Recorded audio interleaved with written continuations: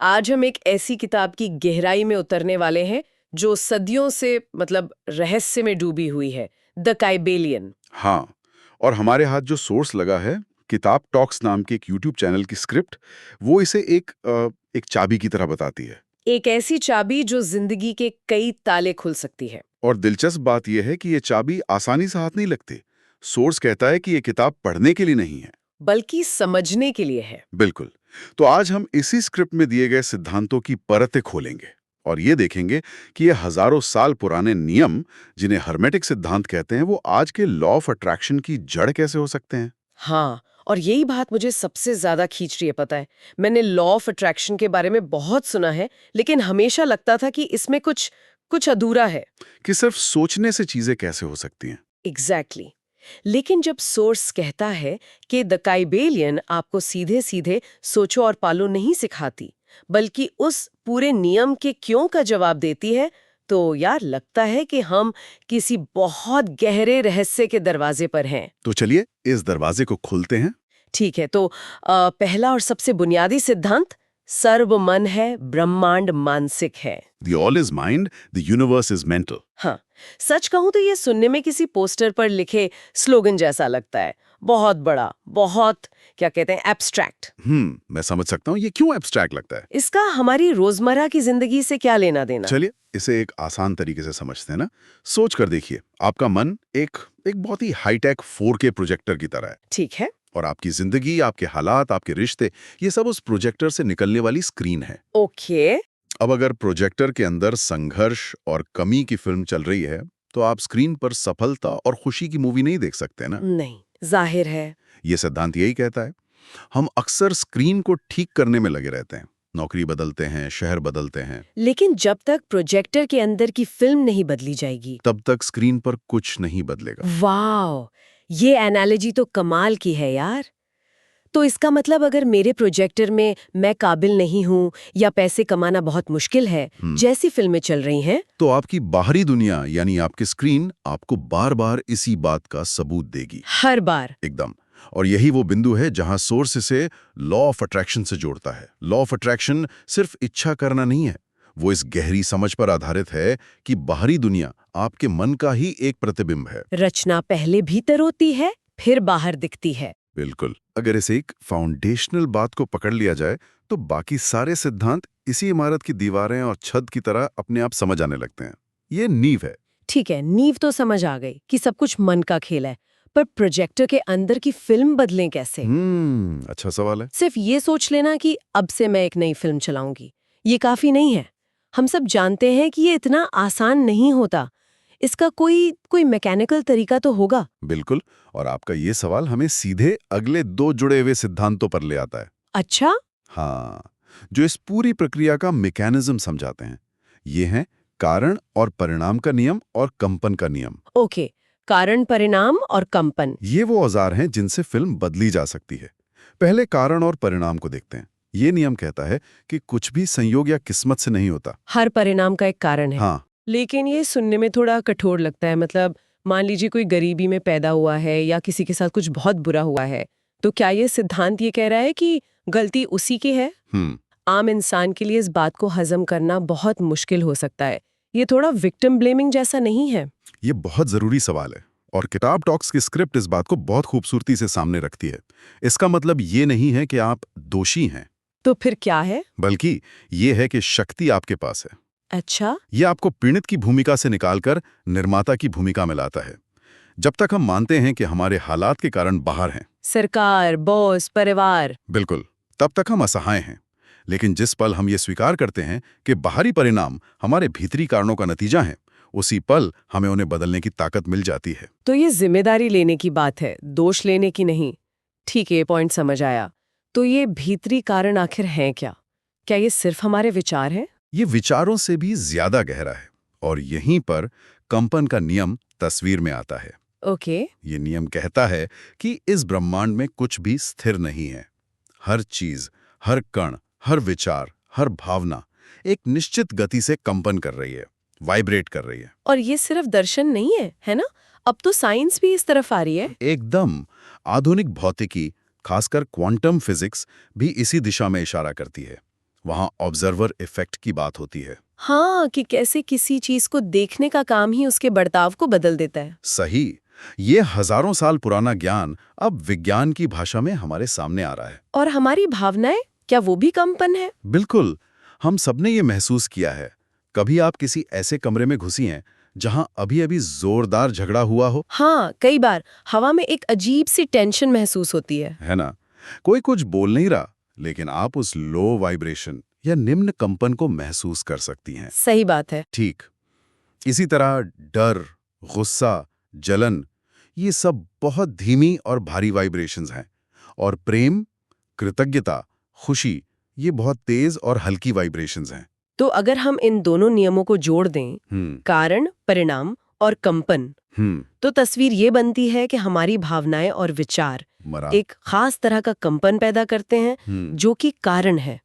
और फिर ब्रह्मांड उसी कंपन से मेल खाते हुए हालात और लोग हमारे जीवन में लाता है जो कि परिणाम है। आपने बिल्कुल सही पकड़ा।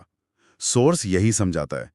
ये सिर्फ पॉजिटिव सोचने की बात नहीं है। अच्छा। आप सिर्फ सोच सकते हैं मैं अमीर हूं, लेकिन अगर आप भीतर से कमी और डर महसूस कर रहे हैं तो आपकी वाइब्रेशन सच्चाई बता रही है। ब्रह्मांड आपके शब्दों को नहीं, आपके कंपन को जवाब देता है। तो फिल्म बदलने का मतलब है अपनी पूरी ऊर्जा, अपनी पूरी भावनात्मक स्थिति को बदलना। एग्जैक्टली। ये तो बहुत गहरा है।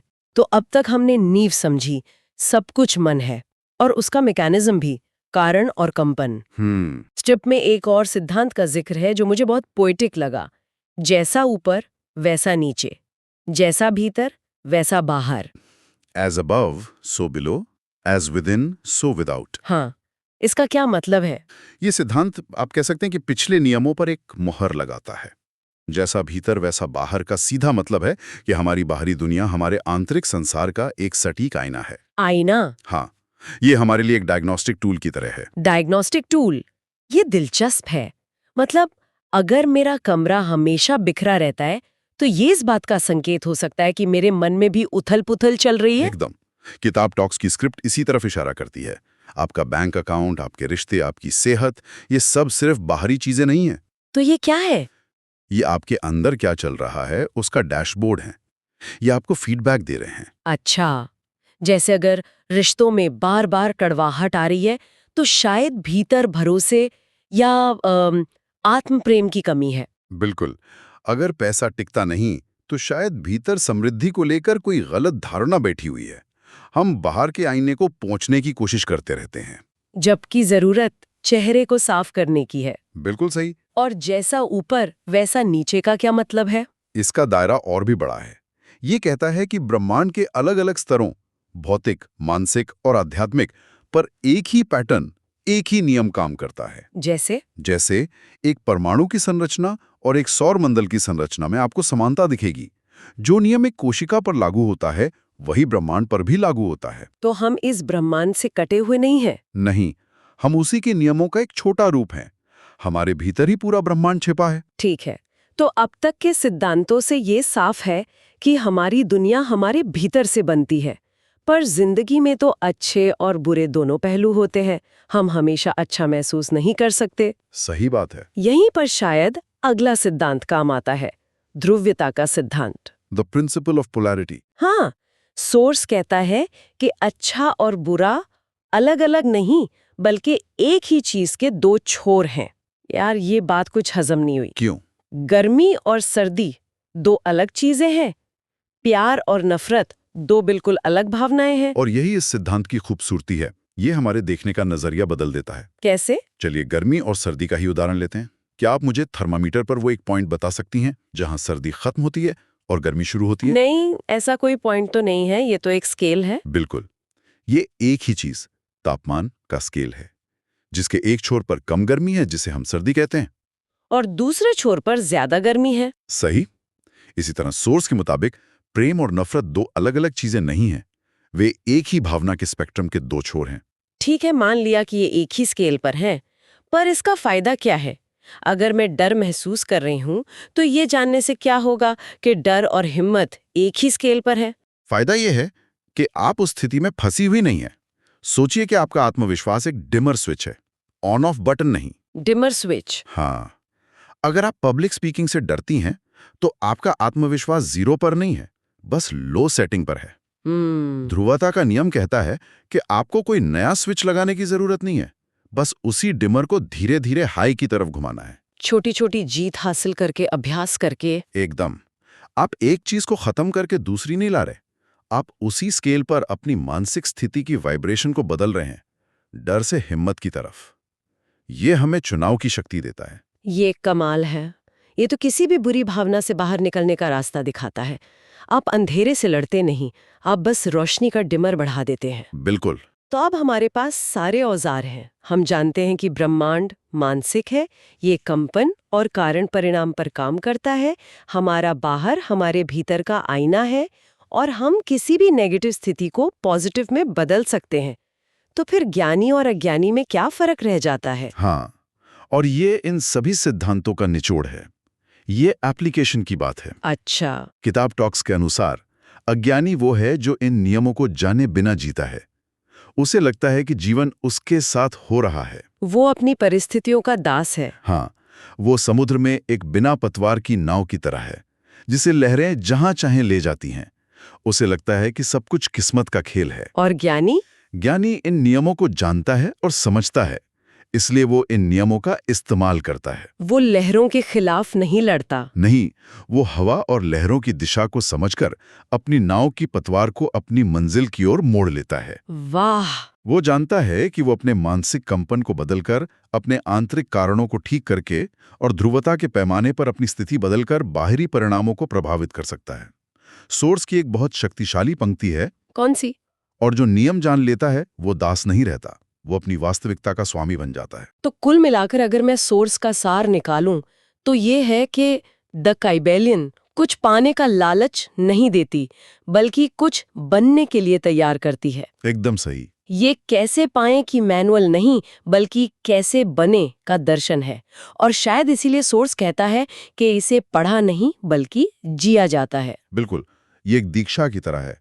जब आप इन सिद्धांतों को समझते हैं और अपने भीतर बदलाव लाते हैं, अपने प्रोजेक्टर की फिल्म बदलते हैं, तो लॉ ऑफ अट्रैक्शन अपने आप काम करने लगता है। वो एक साइड इफेक्ट है, लक्ष्य नहीं। सही पकड़ा।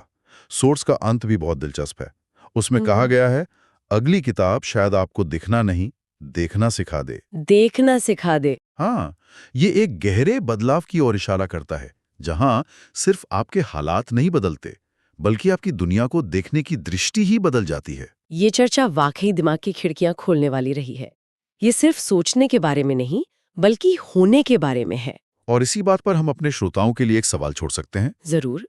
सोर्स कहता है कि ज्ञानी इन नियमों का इस्तेमाल करता है, पर सोचने वाली बात यह है कि सर्व मन है जैसे नियम का इस्तेमाल करने का असली मतलब क्या है? क्या इसका मतलब ब्रह्मांड पर नियंत्रण पाना है, जैसे कोई अपनी मर्जी से कठपुतलियों को नचाता है? या फिर इसका असली मतलब वास्तविकता की प्रकृति के साथ एक गहरे तालमेल में आना है, जैसे एक संगीतकार ऑर्केस्ट्रा के साथ सुर मिलाता है? इस पर विचार जरूर करना चाहिए।